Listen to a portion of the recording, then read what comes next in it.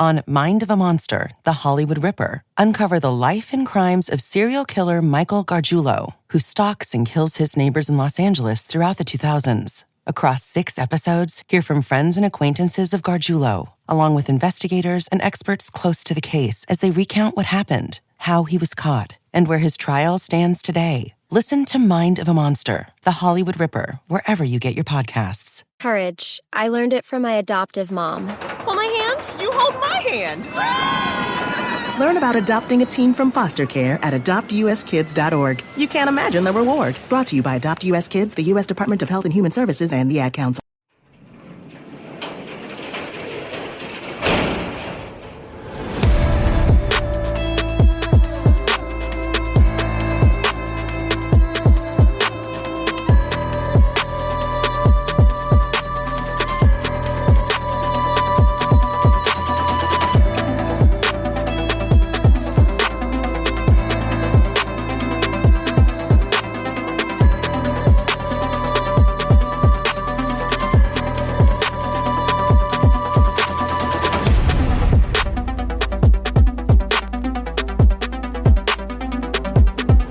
Welcome to True Crime Garage. Wherever you are, whatever you're doing, thanks for listening. I'm your host, Nick, and with me, as always, is a man who knows that podcasting is a battle that is won in the trenches. Here is the Captain. Podcasting will make your life go into the trenches. It's good to be seen and good to see you. Thanks for listening. Thanks for telling a friend.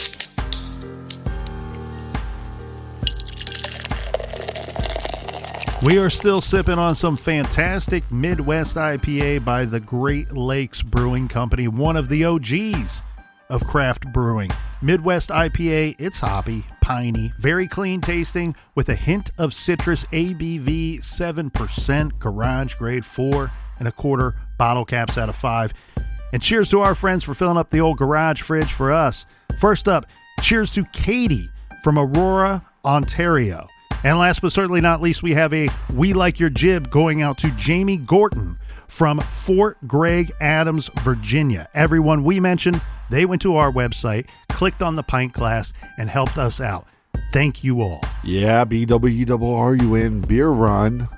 Make sure you go to truecrimegarage.com and sign up on our mailing list. And Colonel, that's enough of the business. All right, everybody, gather around, grab a chair, grab a beer. Let's talk some true crime.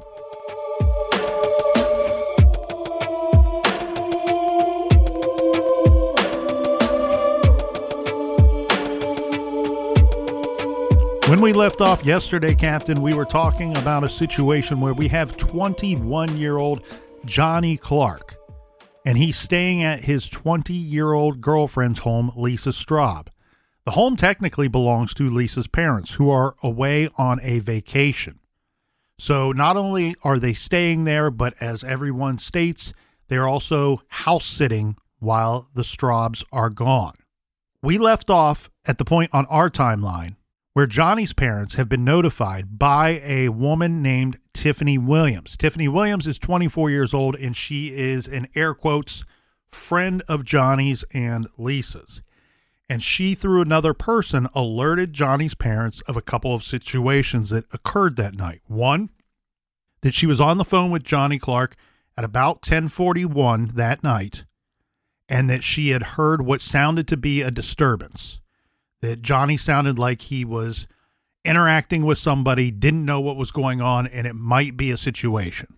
She is then saying that after about 2 hours, she decides to drive out to the Straub's home and check on her friends, Johnny and Lisa. And by getting no response at the door and getting no response on their cell phones, she now has alerted Johnny's family that she's concerned and she thinks that something is wrong. Where we left off yesterday, Johnny's parents are at the location. They're on scene. Police have been called twice. Maite, Johnny's mother, called police 911 twice, and they sent out Lucas County Sheriff's Office on 2 occasions, back to back. Lucas County observes the situation, takes a look at the house. They knock on the door. They shine their flashlights. They see no probable cause, and they have no probable cause to enter the home. Nobody present after receiving those calls can give authority for the authorities to go into the home. Now, one thing that's very interesting here is that before the police leave the scene, the sheriff's office deputies leave the scene for what is now a second time, one of the officers pulls Johnny's father, John, to the side and says, look, man, not being a cop here, father to father, I can't tell you to do anything, but if this were my son and he was staying at his girlfriend's home and I'm arriving to this scene, I would wait for the police to leave and I would bust into the house to see what's going on. Now, the officer is saying this, and the reason why I think that this is important to note here is some people have said, well, I don't understand why the police wouldn't just go in. They can't just bust into a home without probable cause. It's called the law. Now, the other thing, too, is they cannot just tell Johnny's parents, yeah, break a window and go in. They cannot witness a crime. They cannot encourage a crime to take place. They cannot witness a crime and then do nothing about it. So this guy's saying man to man, father to father. And here's why I believe that this officer says this. When they all arrive on the scene, here's what we got going on, Captain. Yeah. The Straubs, the parents, Lisa's parents who are gone, they own 3 vehicles. Okay. 2 of those vehicles are in the driveway of this home. Nobody's answering the door. Johnny's father, John, is quite the strong guy. He's a bit of a bodybuilder, good-sized man. So when the police are on the scene, he actually physically is able to lift up the garage door just enough that one of the cops gets his head down there, looks in, and inside the garage, they see the other Straub vehicle along with Lisa Straub's car inside the garage as well. Johnny does not have his own vehicle at this time. So what's weird is the 2 youngsters, Johnny and Lisa, who are staying there and house sitting, all their means of transportation are there present at the home. There's no vehicles missing from the home. And then you compound that with Tiffany Williams saying earlier at 10:41 p.m., I'm on the phone with Johnny and he's saying, what are you doing, bro? Who are you, bro? As if that there's some kind of commotion at the house. And I'm very thankful that this officer encouraged the Clarkes to do something, to take matters into their own hand. So what the Clarkes do, they leave. When the cops leave, when the sheriff's department leaves, they follow them out of the neighborhood. And then the police go one way and the Clarkes go another way. They drive around for a bit, just long enough to make sure that the sheriff's department is gone from the property, and then they come back. The Clarkes just don't bust in, break a window, bust into the house. They have a member of their family that is there that is a service member in our military serving this great country, who says, look, I need to leave before you bust into the house because I can't afford to get into trouble. I have a rank and a job and everything. Let's give us reason to bust into the house. So they're going around and they're looking in the windows. They can't see anything because all of the blinds are closed. Now, around the back side of the home, you know those windows, Captain, where you have the arc at the top? So it's not your standard rectangle or square window. It is on the bottom, but at the top there's a glass arc, a window pane. This portion of this window in the back of the home, there's no blinds up there. Often there is not when you have that kind of decorative window, but there are blinds on the lower portion of it. So one cannot see into the home. This is a window that goes to the kitchen. So what they decide, because there's several of the Clarke clan there, if you will, they decide to boost one of the lighter individuals up. Remember, John Clarke is quite the strong man. He's going to lift up one of the other family members who now can look into the home through that window pane without the blind on top or without any coverings. This person sees 2 individuals lying on the floor inside with bags on their heads, and they appear to be bound. Now, seeing that, witnessing that, will now ignite a new fire. And that is a third 911 call from Johnny's mom, Maite, to emergency services. Oh my God. You need to get the police out to Longacre Lane. My son is in the basement tied up at his house. I just saw him through the window. The police were out here earlier and did absolutely nothing. Both cell phones are on the ground and we can see the people. Him and his girlfriend are tied up in the basement. Okay, all right, we'll get them out there. Get the cops out here. I told them earlier and they wouldn't listen to me. You need to calm down. We'll get them out there. But yelling at me is unconscious. They're unconscious, ma'am. Oh, okay. You said they're unconscious? Yes. Okay. All right. Cell phones on their bodies. With cell phones on their bodies. Unclothed with pants on. She only has pants on. Okay. And their hands are tied. Okay. All right. We'll get them out there, ma'am. Oh my God. Okay. I need you to calm down. We'll get them out there, okay? Oh my God. Please hurry. All right. We will. Longacre. Okay. Longacre Lane. I have the address. We'll get them out there. Goodbye. Seems so ridiculous that these dispatchers are so concerned about somebody staying calm or not raising their voices at them. But this obviously will give police probable cause to enter the property, which they're not going to need, because what happens here is when you hear Maite on the phone with the dispatcher and you hear that she's kind of, they're tied up, they're unconscious, cell phones on their bodies, he's only got pants on, the pants are tied. Right. The reason why she's saying it and delivering it that way to the dispatcher is because she's not seen any of this with her own eyes. Remember, they had to lift a family member or some other person that was there up into the air, hoist them up to see inside of the home. She is relaying what is being told. That scene is being described to her, and then she's immediately describing it to emergency services on the phone. Right. So that will explain her kind of odd delivery, because this is news to her as she's telling emergency services. Meanwhile, while she's on the phone trying to get the police back out there and ambulance now, John, after he hears what's going on inside the house, he sprints around to the front of the home and with a single kick, damn near kicks down the front door of this house. He runs inside to the kitchen area. Now, remember, we hear Maite saying that they're in the basement. She doesn't know exactly what room that they're looking into. They've never, the Clarks, Johnny's parents, have never been inside this home before. And so John, the father, runs in. He finds two persons' bodies lying in the kitchen. And he rips the bag instinctively, and rightfully so, rips the bag off of one of the individuals.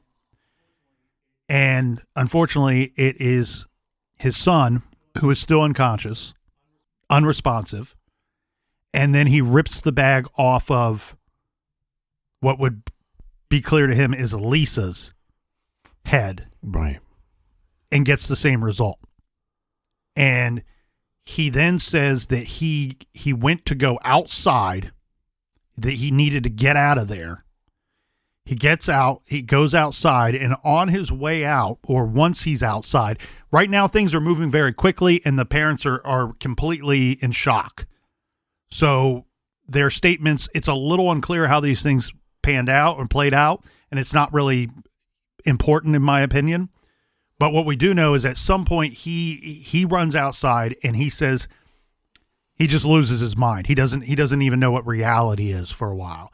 And he says that at some point, either on his way out of the home or once outside of the home, he tells his wife what it is that he witnessed. Maybe he says something like Johnny's gone or Johnny's dead, to which she then faints. Right. So that's what takes place shortly, like immediately after this 911 call. And so what we have at this scene is we now know it's Johnny. We know it's Lisa. It seems like they were bound, and then they were plastic bags were placed over their heads, but do we have anybody seeing, do we see any type of blood, or what else are we seeing at the scene? Well, we'll go through the evidence and through what they were able to witness at the crime scene. But one thing we need to point out here too is that, did we play the second call? Tiffany's? No. What was that? No. So after Maite's call, Tiffany Williams, who's still at the scene, she then calls and makes a very brief call to 911, and she's stating very much of the same that was just stated by Maite Clarke. Right. So she has a very brief conversation with the dispatcher, and at this point, the police emergency services are already en route. And it's surprising that Tiffany hasn't left at this point, because at some point there's kind of accusations coming her way as far as like, why did it take you so long to react to them not answering their phones? And then, they're at they're at the scene trying to figure out what's going on. And then you have Johnny's mom saying, "Hey, are you involved in this? Did you set my son up with something?" And just so everybody can follow along with our timeline here, the report I have, Captain, states that third and final 911 call from Maite comes in at approximately 3:50 a.m. So obviously the whole family is in a state of shock. It's hysteria. Then law enforcement comes back onto the scene, and obviously now they're able to enter the property. Yeah, and we've reviewed a lot of cases where emergency services have told us that if they can get to a scene and someone has, for lack of a better term, expired 15, 20, 30 minutes prior to their arrival, that they've witnessed and been a part of situations where they are able to actually save that person's life, bring them back. And I'm including that because it's important to our timeline to narrow down the time of death for our victims here. Now, what we have here, Captain, is John gains, as we said, John gains entry to the home. He discovers Lisa and John they're both bound at the hands and neck with plastic bags over their heads. He instinctively rips the bag off of his son's head to expose his face, but gets no response. John then moves to Lisa and does the same, only to get the same sad outcome. She too is not responding. Deputies from the Lucas County Sheriff's Office respond to the scene yet again, this time along with firemen shortly behind them, who will perform life-saving efforts, but tragically this is to no avail. The two youngsters have been out for far too long, and they are officially gone at this point in our timeline. Sources report that when the bodies were discovered, that Johnny's head was facing west, with his hands and feet bound with black duct tape. And the same black duct tape was used to seal the bag at his neck. Lisa was found facing east. Her hands were bound behind her back with duct tape, with the same similar bag as what was found on Johnny, and the same duct tape tightly wrapped around her neck as well. Now, one difference between the two victims here is her legs were not bound. So when you hear in the 911 call from Maite saying he's only wearing pants and the pants are tied, what she's trying to say is that his legs are bound. Like they used the tape to bind up him at the ankles. Right. And so he's wearing sweatpants, so this black duct tape would have been obvious to them even from outside looking from perched above that arc pane window pane. And Lisa is not bound at the legs. Now, she did say that, he's only wearing pants. Well, they have an obstructed view, and the crime scene, the reason why there's an obstructed view is because they're found in the kitchen. And from their vantage point, some items that will be in the way will be the kitchen table as well as some of the table and chairs. Okay. So what they cannot see is actually both of them are fully clothed.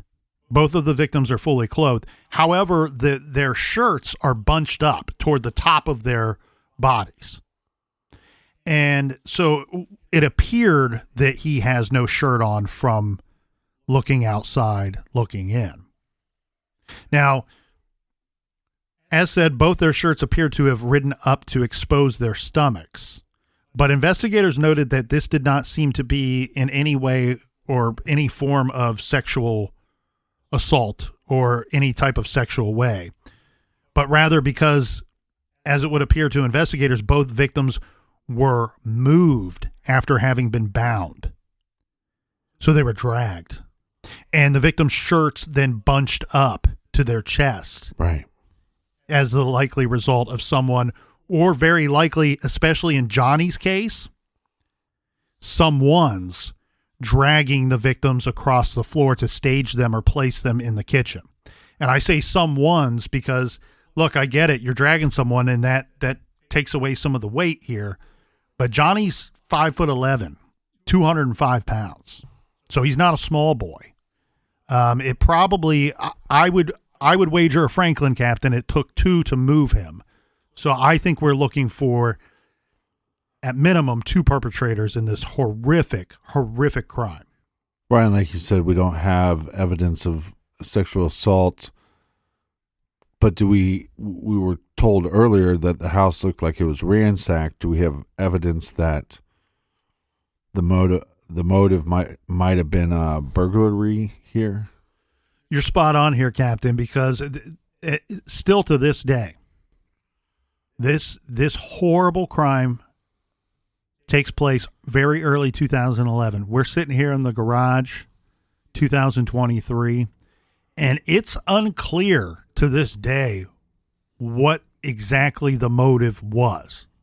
Now, as we get through this, I think that our listeners will see and maybe share the same opinion that we have, that there might be more than one motive at play here. Now, especially if we are to consider that we may have more than one perpetrator. So, some more details from the crime scene. An empty wallet is placed on Johnny's bare stomach. This would turn out to be his wallet. Some have suggested that the wallet left in this manner by the killer was as if to send a message. Both victims displayed signs of petechia on their faces. It was very clear to Lucas County Sheriff's investigators that a struggle had taken place. Now listen to this level of damage inside here, Captain.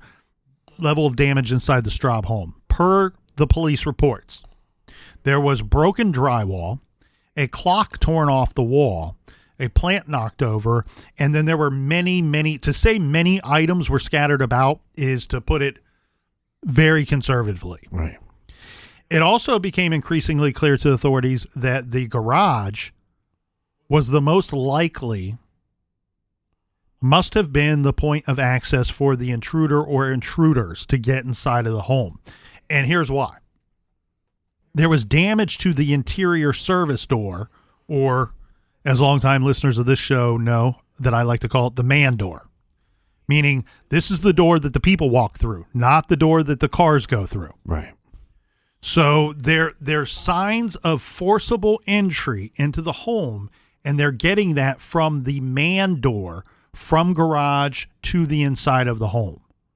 They're not getting that from the garage door. The garage was closed when police first arrived on the scene. The garage was closed when Johnny's family's on the scene. Remember, Dad had to lift up the garage door, the car door, so that the deputy could look inside and see that there were two more cars inside the garage. So this is indicative that whoever decided to bust into the home or intrude into the home, the garage door was either open for them to receive them or was already open when they approached the home. They only had to bust into the man door. And they were so kind enough to close the garage door before leaving the property.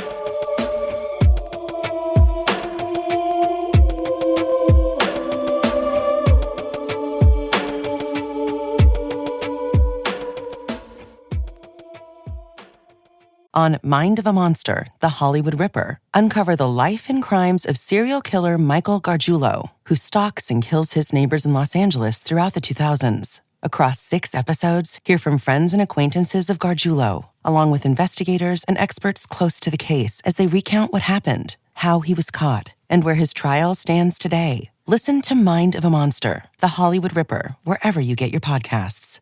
Are you tired of spending hundreds on crazy high wireless bills, bogus fees, and free perks that cost you more in the long run? Then a premium wireless plan from Mint Mobile for $15 a month might be right for you.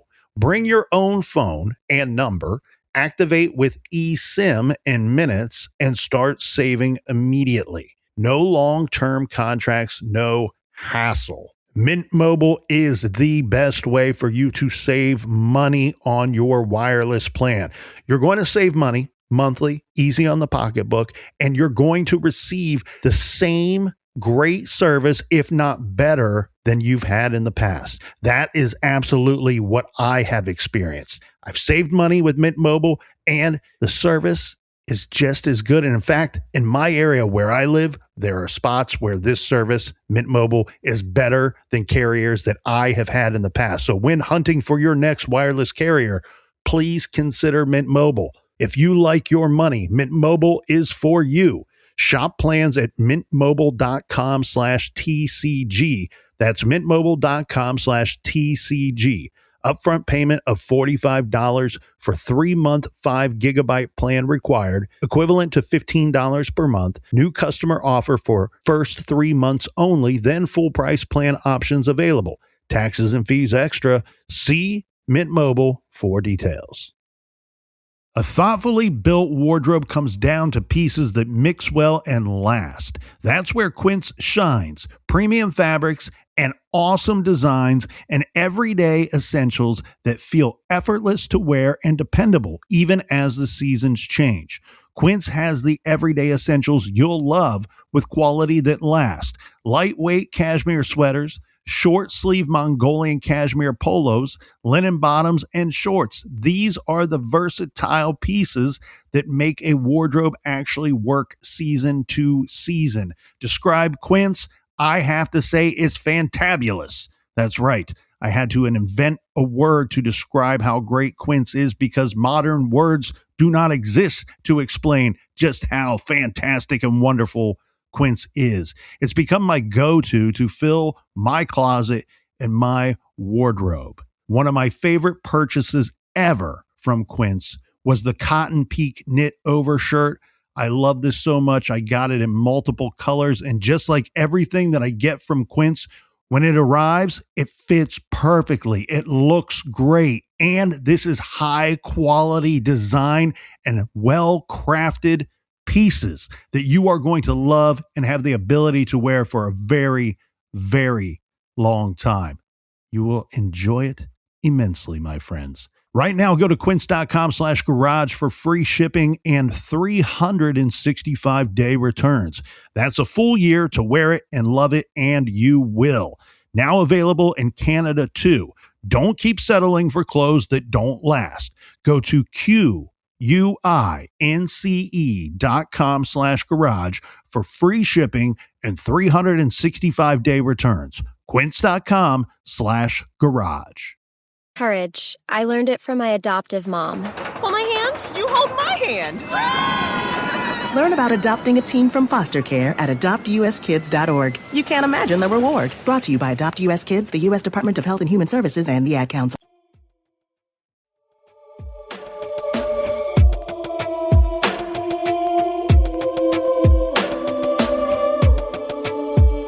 All right, cheers, mates. Cheers to you, Colonel. Onward and upward. Yeah, thank you, Captain. Now, this is very likely protocol for a double homicide in most jurisdictions in the state of Ohio. I'm not certain about this jurisdiction in particular, so this is either protocol or simply the investigators realizing that they need additional expertise for this case and this crime scene that appears to have a lot going on. Lucas County Sheriff's Office detectives, they rather quickly contact the Ohio Bureau of Criminal Identification and Investigation, or BCI for short, for their assistance in this case. So now we have BCI there to assist in processing this crime scene. As observed by the Lucas County Sheriff's Office when BCI had arrived, we get Special Agent Supervisor Ed Bierstad, who notices that the crime scene does not only show signs of force or forcible entry, signs of obvious struggle, but now this officer is saying we need to include that this house appears to have been ransacked. And I mean, let's say very ransacked, because I've seen the pictures. Very ransacked if we were to try to discuss levels of ransacking. Yeah, we'll try to post as many photos about this case and the people involved, obviously.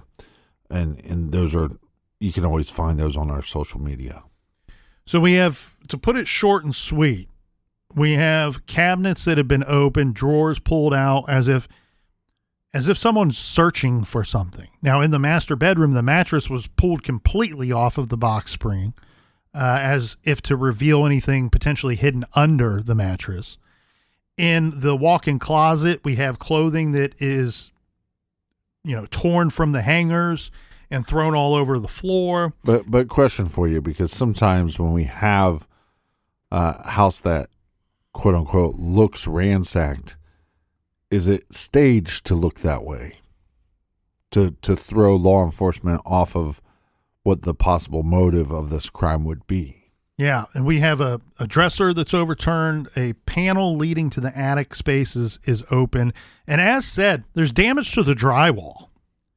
Significant damage in areas of the home to the drywall. And this is, could be both clear sign of struggle, usually it is, but we usually cover cases where there's not this level of ransacking going on inside the home. And so I want to point out something here too, that the destruction to some of the drywall could be happenstance from a struggle. Look, Johnny was a tough kid. If with these intruders, he's not going to just allow them to just walk into the home. He's going to put up a fight. So there's our struggle. But on top of that, with all this ransacking, keep in mind, some of this damage to the drywall may be more part of the ransacking than just that struggle. It also makes you wonder because, like you said, we have two victims. So do we have two perpetrators or do we have even more than two? We also find out that Lisa's purse had been emptied and Johnny's wallet was empty as well. Strangely, however, there was jewelry that was in plain sight. And some have stated that this was overlooked, but I don't think that it was overlooked because one description we get is that a jewelry box was opened to expose the jewelry. And for whatever reason, they decided not to take anything that they saw there. We also end up learning that something that was in the home prior to the homicides and remained there afterward was 6 envelopes containing foreign currency. Right. So whoever is responsible, they take Lisa's money, Johnny's money, if he had any, but they pass up the jewelry. They pass up other valuables inside the home, TVs, computers, things of that nature, and they pass up the foreign currency as well. Were they able to talk to Lisa's parents, and was there any idea of maybe a special item that these individuals might have known that they had that they were looking for? Because also, like, you can't discount a robbery if there are things missing. But, like, for example, you see foreign currency, a criminal might go, what am I going to do with that? I'm going to have to try to find a way to exchange that into our currency. Mm-hmm. Or they see jewelry. What am I going to do with that? Right. Where's the value there for me? Right.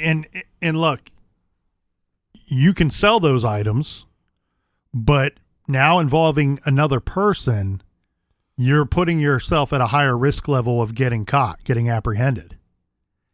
And so when I see a scene like this, it's confusing though, right? It's confusing, and you're right to point out, was it made to be confusing? Was there staging here? You know, it's not uncommon. Husband kills wife or wife kills husband out in their home, and they ransack the place or make it look to be ransacked. Now, what's interesting though is detectives and cops are pretty good at seeing a scene and knowing when somebody is doing something just to do it, or when somebody's doing something that they've done before. You know, they can look at a scene at times and go, you know what, this looks like whoever was, air quotes, ransacking the house didn't really know what they were doing. Almost like they were doing it purposely to confuse the scene. Right. That doesn't seem to be the case here. We never get any investigators saying, like, we think that this was a staged scene. This place looked like you let loose a pack of Wolverines inside the house and they tore it all up. Yeah. But also because of things that you mentioned, like the mattress being turned over, or I think you were saying like the attic entrance. Mm-hmm. To me, that goes, again, was there something that these people thought was at this property that they were trying to find? And wouldn't we know this information from Lisa's parents? Every closet that had a door in that home, the door was found open, as if somebody went through the home looking in every nook and cranny for something. And this is where things start to get really weird. Because the first people that you're going to talk to are family and friends of the two victims. And one thing that they start to find within some of those circles is this thought or some kind of rumor that there was potentially a safe in the home containing large amounts of cash. Right. Now, we have the Straubs, who thankfully can tell us a couple things. And Captain, you know it. What's one of my favorite things to discuss in these cases, because it is often, most times, the most important detail of these crime scenes? Transference of evidence. The intruder, the killer, the perpetrator will almost always leave something at the crime scene, knowingly or unknowingly, that could lead you back to him or her, and almost always will take something with them, knowingly or unknowingly, right, that you can link perpetrator to crime. So in this situation, the Straubs tell us a couple things. One, we do not own a safe. Two, we don't keep large amounts of cash in our home. In fact, they tell the police the only money that would have been in the home, aside from some change jars, would have been $40 or $45 that they left for Johnny and Lisa to order pizza one night or two nights. That's the only money that they said that they had in the home. Now, transfers of evidence goes the other way too. So what do we have missing from the scene? We have that $40, $45 if Johnny and Lisa didn't spend it prior. Right. We have Lisa's money, okay? Keep in mind, what did she work that night? We know she worked as a server at the restaurant that night. Usually they walk away cash in hand. And so we can assume, we can make the logical assumption that whatever money she took home with her from her work that night was taken. And then we know Johnny's wallet was found empty. So whatever money he may have had, that was gone. That was gone as well. But there's a possibility if law enforcement is saying, hey, it looks like these guys were looking for possibly a safe, that it's possible that they're at the wrong residence.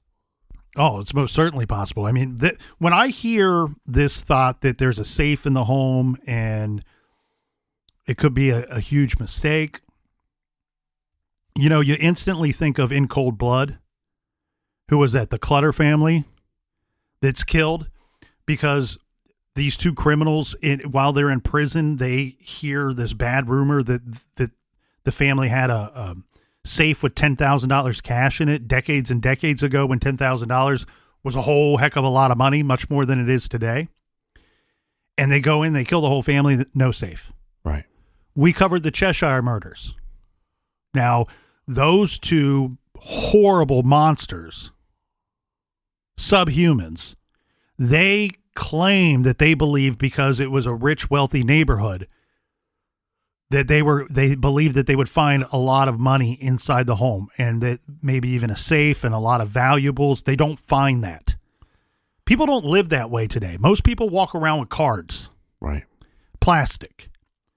And I said it, and I made my point very clear on the Cheshire murders when we covered. I believe that Carmen Zajewski and those perpetrators, I think that rape and murder was as much, if not more, of a driving factor to them than the potential of finding large sums of money. Well, no, and also sometimes people are house poor, where they have a big house and all their finances go to paying for that house.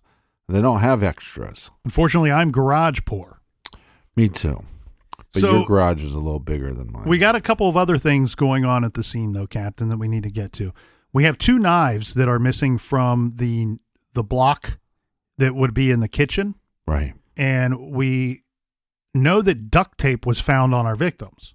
Lisa's parents tell police, we didn't have any black duct tape in our home. And so now we know that the killers did bring something with them. Right. And beyond the money, just the cash, they took something with them as well. Now, the bags, a little more difficult. I think these are pretty common bags. And I believe that the Straubs said that they were of the belief that the bags would have been found in either in the garage or somewhere in their home. So now we got to deal with this duct tape. And that's really interesting here. So what we have, let's talk about these items. Did not have any duct tape present at the home, according to the Straubs. So it must have been brought with them to the scene. Now, some have said that this may imply premeditation. Yes, of course. Yeah. But premeditation of what? Murder, robbery, torture? I think it's too early in our investigation to conclude premeditation of what. Now, one of the investigators collects a Newport cigarette butt found in the hallway by the door to the garage, the man door leading to the garage. Nobody in the family is a smoker? Nobody in the family is a smoker. And then on top of that, according to Tiffany Williams, they were going to come over and hang out at the house and not really a party, according to Tiffany Williams, 4 people just hanging out at the house. The Straubs had a strict rule against that, but they also had a strict rule against smoking in the home. Nobody was permitted to smoke in the home. And as we just covered, there's no smoker that lives there. So this Newport cigarette butt is going to become just as important as the duct tape that was found on our victims. Well, and because like you said, there's so much ransacking that you're going to be testing for fingerprints and you're going to be testing for DNA. But some evidence that we're going to have to go through as far as law enforcement is going to have to go through at the scene is what happened to these 2 victims. We know that they were bound and we know that there was bags placed on their head. We know they're dead, but how did they die? Yeah, so the petechia is going to be one of the telltale signs of what may have happened to them. And I say may have happened to them because once we get the medical examiner's report, it's a little inconclusive. So it's both deaths ruled a homicide, no doubt about that. What becomes a problem, and not a major one, but something that is undetermined, is that they could not tell if they died from asphyxia from the bag being placed over their heads or from the tightness of the duct tape around their necks. So maybe it may have been a combination of both. To put it short and not sweet at all, they died of lack of oxygen. Both of them. And One thing that is unique about this case, and I think it's usually important, not always, but I think here, given the crime scene and what we're seeing at the crime scene and some things that we've hinted on already here, Captain, is there was some concern to try to determine who died first, and they were not able to conclusively figure that part out. Now, here's what the crime scene is telling the experts. That some kind of struggle with Johnny went down either outside, just inside of, or at that man door. Right. The service door leading from the garage to the home. So signs of a struggle there, and they believe that struggle took place between Johnny and the intruders. That's how the intruders gained entry into the home. Now, unfortunately, none of these cases are easy to talk about. None of the details are easy to talk about. But what the crime scene indicators are telling the investigators is that when this is happening, when the commotion is heard by Lisa, she tries to run and hide. So she runs upstairs to the upper level to her room, closes and locks the door behind her, and it's believed that she attempted to hide underneath her bed. The intruders go up the stairs, kick in her door, and drag her from out underneath of that bed. Unfortunately, a couple of things could have happened differently that may have saved at least Lisa had she fled out another exterior door rather than flee to her room. Yeah. There was a fire escape upstairs that she could have potentially gone out of. And her cell phone, unfortunately, was believed to be in another part of the home. So she flees up to her room with no chance of calling anybody for help while she's in there. Now, look, this case sucks. I don't mean to scare anybody, but we do get these false senses of security, right? Like we close our bedroom doors at night because we're told as children that if there were to be a fire, that you can touch the doorknob and see if it's hot. It will prevent smoke from coming, large amounts of smoke from coming into your room. Lock the door so that you have one more barrier between you and an intruder into your home. Those doors, our bedroom doors, they're not strong. Rarely are they even solid doors. They're usually hollow doors. Speak for yourself. Mine are solid doors. In most cases, Captain, they are hollow doors that are easy to kick in. Number one, it's like cardboard. Exactly. Or I've seen people punch right through them. Forget about kicking through one or using your body to throw into the door. She went into flight mode. She's 20 years old, man. She's a little kid. She's a kid. She did what a kid would do. You see something that you don't understand that scares the hell out of you, and she attempted to run and hide from it. Yeah, if I'm law enforcement, the call that the friend hears Johnny say, "Bro, what are you doing?" To me, that points to one individual, but we don't know. Did he see one individual and then the next individual made themselves known after the disconnection of that call? But because there's two victims, and like you said, I mean, Johnny's not a small guy, and you have to move that individual, the amount of ransacking in the house, this, again, it points to at least two. Mm-hmm. You know, I don't think if you're law enforcement, you can rule out the possibility that there's even more than that. Because you have to then bound these individuals, and that would be very difficult. And we don't have any evidence if the intruder had a gun or not. So, again, sometimes you can control multiple victims by yourself if you use a gun or you use a weapon or there's some other threat. But in this case, it just seems like it's brute force is what was used to control these And victims. you're exactly right that you don't have any proof that the intruder or intruders did not have a firearm. But what you do have is you have proof. You have things suggestive at the crime scene that they did not, right? They did not use a firearm to kill the victims. There's no bullets that are found. There's no bullet holes that are found. There's no loud gunshots that are heard by anybody in the neighborhood. And then you have these clear and obvious signs of a struggle. One at that man door, which is Johnny fighting off whoever's coming in, and also somebody busting through Lisa's bedroom door and dragging her down the stairs. And so those struggles are indicative that, one, you're not able to control them with the firearm. You have to use, as you said, brute force. And then on top of that, the premeditation, right? We don't know what it is premeditative of, right. But binding the knowledge of knowing in advance, you know what? We should probably bring some duct tape with us because we're probably going to have to bind one or two of these individuals at some point.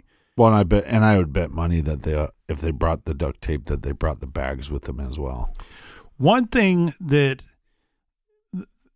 I think that's fair to say that, but keep in mind we have the Straub saying they believe the bags came from somewhere in the home, and they would know better than us. But here's the thing, Captain. One thing that is going on immediately early on in this investigation, and one thing that police will continue to struggle with throughout the course of this investigation, is the Tiffany Williams telling them that Johnny's saying, "Bro, what are you doing, bro? Who the hell are you?"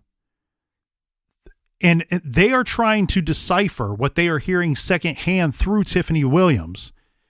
Does anything that Johnny is saying in that moment, does that tell them that he knows who this person is, or knows the people, or one of the people that are attempting to invade the home?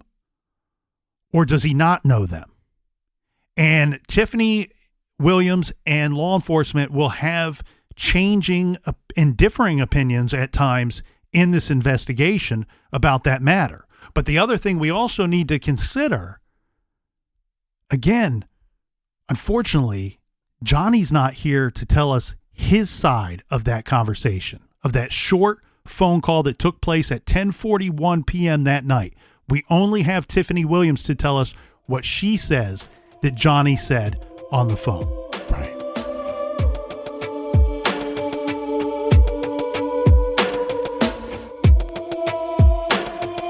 So much more to get to in this case. You're going to have to join us back here in the garage next week. But until then, Colonel, do we have any recommended reading for the beautiful listeners? This week, Captain, no surprise here. We are recommending Where Do We Go From Here? Chaos or Community by the great Dr. Martin Luther King Jr. In 1967, Dr. Martin Luther King Jr. isolated himself from the demands of the civil rights movement. He rented a house in Jamaica with no telephone and labored over his final manuscript. Here, he lays out his thoughts, plans, and dreams for America's future with a universal message of hope that continues to resonate. King demanded an end to global suffering, powerfully asserting that humankind, for the first time, has the resources and technology to eradicate poverty. Check out this week's recommended reading, Where Do We Go From Here? Chaos or Community by Dr. Martin Luther King Jr. You can find that title and many great other recommendations on our recommended page at truecrimegarage.com. And until next week, be good, be kind, and don't live.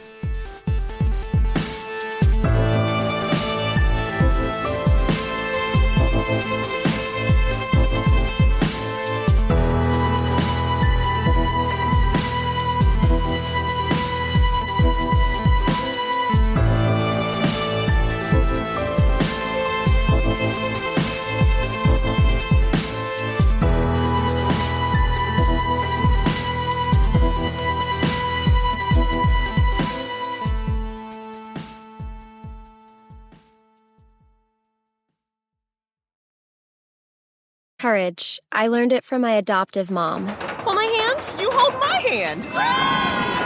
Learn about adopting a teen from foster care at adoptuskids.org. You can't imagine the reward. Brought to you by Adopt US Kids, the U.S. Department of Health and Human Services, and the Ad Council.